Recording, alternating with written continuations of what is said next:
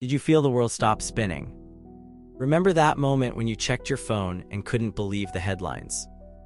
Why do some celebrity deaths hit us so hard we remember exactly where we were when we heard the news? Number 9. Heath Ledger, the Joker who left us too soon. Who could have predicted that the man who gave us the most chilling portrayal of the Joker would be gone just months before The Dark Knight was released? Heath Ledger was only 28 when he was found unresponsive in his Manhattan apartment on January 22, 2008. The Australian actor had been making his mark in Hollywood with performances in Brokeback Mountain, 10 Things I Hate About You, and A Knight's Tale. But it was his role as the Joker that would cement his legacy. Ledger had completely immersed himself in the character, isolating himself for weeks and keeping a disturbing diary to channel the Joker's chaos. Friends reported he had trouble sleeping during and after filming. The New York City Medical Examiner's office determined that Ledger died of an accidental overdose of prescription medications, including painkillers, anti-anxiety meds, and sleeping pills. What made his death particularly shocking was not just his young age, but the timing, right at the cusp of what would become his most celebrated performance. The Dark Knight was released posthumously, and Ledger was awarded an Oscar for Best Supporting Actor. His father, Kim Ledger, and family accepted the award on his behalf in one of the Academy Awards' most emotional moments. Ledger's former partner, Michelle Williams, was left to raise their daughter, Matilda, who was only 2 years old when her father died.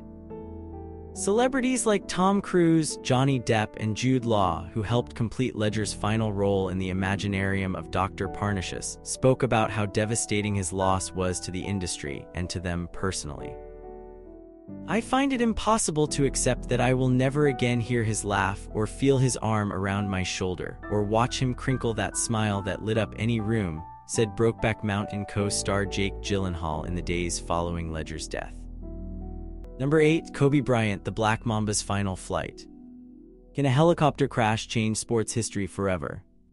How could a basketball legend seemingly invincible on the court be gone in an instant? January 26, 2020 started as any other Sunday until news broke that Kobe Bryant, his 13-year-old daughter Gianna, and 7 others had died in a helicopter crash in Calabasas, California. The 41-year-old NBA superstar had been traveling to a basketball tournament at his Mamba Sports Academy when foggy conditions led to the tragic accident. Bryant had only been retired from the LA Lakers for 4 years after a spectacular 20-year career that included 5 NBA championships. He was the rare athlete who transcended sports, becoming a global icon, entrepreneur, and even an Oscar winner for his animated short film, Dear Basketball. The outpouring of grief was unprecedented. Basketball games stopped mid-play when the news broke. Fans gathered outside the Staples Center in Los Angeles, creating makeshift memorials with flowers, jerseys, and notes. NBA players openly wept on courts across the country. LeBron James, who had just passed Bryant on the all-time scoring list the night before the crash, was seen in tears upon landing at the Los Angeles airport when he heard the news. What made Bryant's death especially heartbreaking was that he was in the midst of his second act, coaching his daughter's basketball team, mentoring young players, building business ventures, and most importantly, being a girl dad to his 4 daughters. His legacy projects were just beginning to flourish. The memorial service held at the Staples Center featured moving speeches from Michael Jordan, Shaquille O'Neal, and Bryant's wife Vanessa. Kobe was the MVP of girl dads, ESPN anchor Elle Duncan said in a tearful tribute that went viral after his death, recounting a personal interaction with Bryant in which he beamed with pride about being a father to daughters. Number 7. Robin Williams, the laughter that masked pain. How could someone who made millions laugh be fighting such darkness inside? Did we miss the signs behind that infectious smile? On August 11, 2014, the world was stunned to learn that Robin Williams, one of the most beloved comedic actors of all time, had taken his own life at age 63. The man who brought joy to generations through roles in Mrs. Doubtfire, Good Will Hunting, Aladdin, and countless stand-up specials, had been privately battling severe depression and the early stages of Lewy body dementia, a diagnosis that was only confirmed after his death.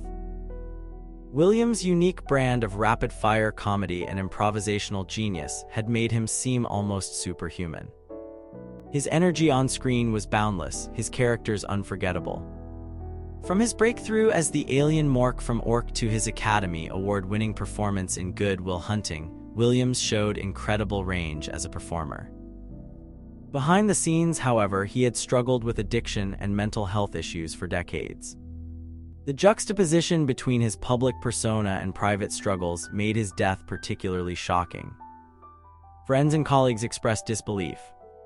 President Barack Obama released a statement saying, "He made us laugh, he made us cry. He gave his immeasurable talent freely and generously to those who needed it most." Williams' death sparked important conversations about depression, suicide, and the neurological condition he had been suffering from. His widow, Susan Schneider Williams, later became an advocate for Lewy body dementia awareness, writing in a medical journal, "Robin was losing his mind and he was aware of it. He kept saying, 'I just want to reboot my brain.'" Fellow comedians from Steve Martin to Billy Crystal shared their devastation. Crystal, who delivered a moving tribute at the Emmy Awards shortly after Williams' death, simply said, "The brilliance was astounding, the relentless energy was kind of thrilling. I used to think if I could just put a saddle on him and stay on him for 8 seconds, I was doing good." Number 6. Princess Diana, the people's princess taken too soon. Can a car crash in Paris change the monarchy forever? How did a royal become so beloved that her death caused global mourning unlike anything seen before? The world came to a standstill on August 31, 1997, when news broke that Princess Diana had died following a car crash in the Pont de l'Alma tunnel in Paris. She was just 36 years old.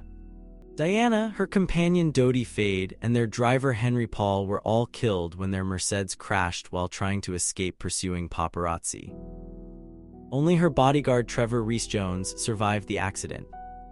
Diana's death was particularly shocking because of her global stature and the circumstances surrounding the crash. She had only been divorced from Prince Charles for a year and was in the prime of her life, reinventing herself as a global humanitarian. The People's Princess had used her platform to bring attention to causes like AIDS awareness, homelessness, and the international campaign against landmines. The public reaction was unprecedented. An estimated 2.5 billion people worldwide watched Diana's funeral. Outside Kensington Palace, mourners created a sea of flowers that stretched for hundreds of feet. The British monarchy faced intense criticism for their initially reserved response to her death, with newspapers demanding they "show us you care." Queen Elizabeth II eventually addressed the nation in a live broadcast, calling Diana an exceptional and gifted human being. What made Diana's death especially tragic was how preventable it seemed. The investigation revealed her driver had been intoxicated and speeding. If Diana had been wearing a seatbelt, doctors believed she might have survived. The role of the paparazzi in chasing the vehicle raised questions about celebrity privacy and media ethics that continue to this day. She was the very essence of compassion, of duty, of style, of beauty, said her brother Earl Spencer in his famous eulogy. Someone with a natural nobility who was classless and who proved in the last year that she needed no royal title to continue to generate her particular brand of magic. Diana left behind her 2 young sons, Prince William, 15, and Prince Harry, 12, whose solemn march behind their mother's coffin remains one of the most heartbreaking images in royal history. Number 5. Chadwick Boseman, the king who battled in secret. How could the Black Panther be fighting a real-life battle none of us knew about? When did he find the strength to create iconic performances while undergoing cancer treatments? On August 28, 2020, the world was stunned to learn that Chadwick Boseman, star of Marvel's groundbreaking Black Panther, had died from colon cancer at age 43. What made the news particularly shocking was that Boseman had kept his diagnosis completely private while filming several physically demanding roles, including T'Challa Black Panther in the Marvel Cinematic Universe films. Boseman had been diagnosed with stage III colon cancer in 2016, which had progressed to stage IV by the time of his death. During those 4 years, he filmed Black Panther, Avengers, Infinity War, Avengers, Endgame, 21 Bridges, Da 5 Bloods, and Ma Rainey's Black Bottom, all while undergoing surgeries and chemotherapy treatments. The revelation of his private battle added a new dimension to his performances. Fans realized that when Boseman appeared noticeably thinner at public events, he was fighting for his life, not preparing for a role as many had speculated. His decision to use his limited time and energy to bring important Black figures to the screen, from Jackie Robinson in 42 to James Brown in Get On Up to Supreme Court Justice Thurgood Marshall in Marshall, spoke volumes about his character and commitment to representation. Black Panther had been a cultural phenomenon, grossing over $1.3 billion worldwide and becoming the first superhero film nominated for Best Picture at the Academy Awards. For many Black children, Boseman's T'Challa was their first superhero who looked like them. The phrase "Wakanda Forever," accompanied by the crossed arms salute from the film, became a symbol of Black excellence and pride. His Marvel co-stars expressed their shock and grief. "I'm absolutely devastated," wrote Chris Evans. "This is beyond heartbreaking. Chadwick was special, a true original." His on-screen sister in Black Panther, Letitia Wright, later released a powerful tribute poem saying, "It is also written that all things are made new, there is light in the darkness. Streams of living water flow, giving new life." Ryan Coogler, director of Black Panther, revealed that Boseman had kept his illness so private that he hadn't known either. "I haven't grieved a loss this acute before," Coogler wrote. "I spent the last year preparing, imagining, and writing words for him to say that we weren't destined to see." Number 4, Amy Winehouse, the voice that couldn't be saved. Was her joining the 27 Club inevitable? How could someone with such a singular voice silence it forever? When Amy Winehouse was found dead from alcohol poisoning in her London home on July 23, 2011, the news sent shockwaves through the music industry and her global fanbase. Yet for many, there was also a tragic sense of inevitability. The 27-year-old Grammy-winning singer had been publicly struggling with substance abuse and mental health issues for years. What made Winehouse's death particularly heartbreaking was her extraordinary talent. Her distinctive contralto vocals and blend of soul, jazz, and R&B had made her a singular voice in modern music. Her second album, Back to Black, had won 5 Grammy Awards, including Record of the Year, Song of the Year, and Best New Artist in 2008, an unprecedented achievement for a British female artist. Winehouse had become as famous for her personal troubles as for her music. Her struggle with addiction was publicly documented by paparazzi and tabloids, who followed her during her darkest moments. Her hit song Rehabs, with its defiant chorus of "They tried to make me go to rehab, I said no, no, no," took on an increasingly tragic tone as her real-life battles continued. Her death added her to the 27 Club, a group of influential musicians who died at that age, including Jimi Hendrix, Janis Joplin, Jim Morrison, and Kurt Cobain. In the years since her passing, her parents established the Amy Winehouse Foundation, which works to prevent the effects of drug and alcohol misuse on young people. Producer Mark Ronson, who worked closely with Winehouse on Back to Black, said, "She was my musical soulmate and like a sister to me. This is one of the saddest days of my life."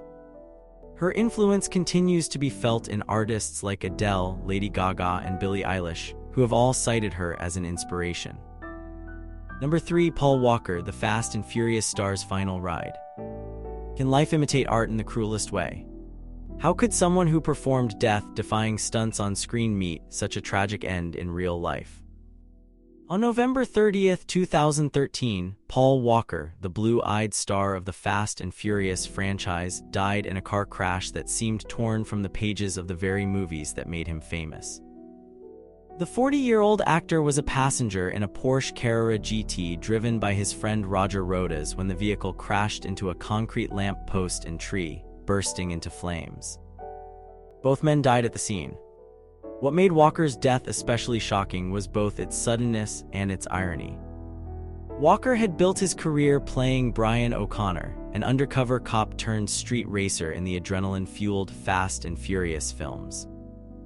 He was known for his love of fast cars off-screen as well, often participating in racing events and collecting performance vehicles.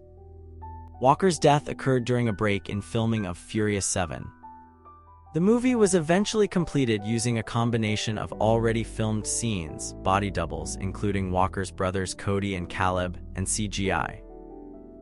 The film ended with a touching tribute to Walker, with his character driving off into the sunset as Wiz Khalifa's "See You Again" played, a scene that left audiences worldwide in tears. Beyond his action star persona, Walker had a reputation as one of Hollywood's genuinely nice guys. He had founded the charity Reach Out Worldwide, which provides first responders for disaster relief, and had been attending a charity event for Philippines typhoon victims just before the fatal crash. He left behind a teenage daughter, Meadow, who has since established a foundation in his name. His Fast and Furious co-star and close friend Vin Diesel was devastated by the loss. Diesel later named his daughter Pauline in Walker's honor and has frequently paid tribute to him over the years. "Brotherhood is real," Diesel said at a memorial. "The pain is real, we've felt it, the love is real too, and that's what's going to get us through." Number 2. Michael Jackson, the king of pop's final curtain call. Was it the price of fame? How could the world's biggest superstar die so suddenly, with so many questions unanswered? On June 25, 2009, the world seemed to pause when news broke that Michael Jackson had died of cardiac arrest at his rented mansion in Los Angeles. He was 50 years old and preparing for his "This Is It" comeback tour, a series of 50 concerts scheduled at London's O2 Arena that had sold out within hours of tickets going on sale. Jackson's death triggered an unprecedented global reaction. Websites crashed with traffic as people sought confirmation. Impromptu memorials formed around the world, from his star on the Hollywood Walk of Fame to his childhood home in Gary, Indiana. His music dominated charts worldwide in the days and weeks following his death. The memorial service at the Staples Center was watched by an estimated 1 billion people globally. What made his death particularly shocking was not just the loss of a musical genius who had revolutionized pop music, dance, and music videos, but also the circumstances. Jackson died from acute propofol and benzodiazepine intoxication, medications administered by his personal physician, Conrad Murray, who was later convicted of involuntary manslaughter.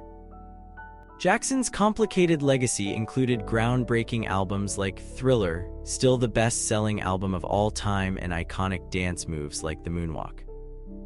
He had transformed the music video into an art form with mini-movies like Thriller, Beat It, and Smooth Criminal.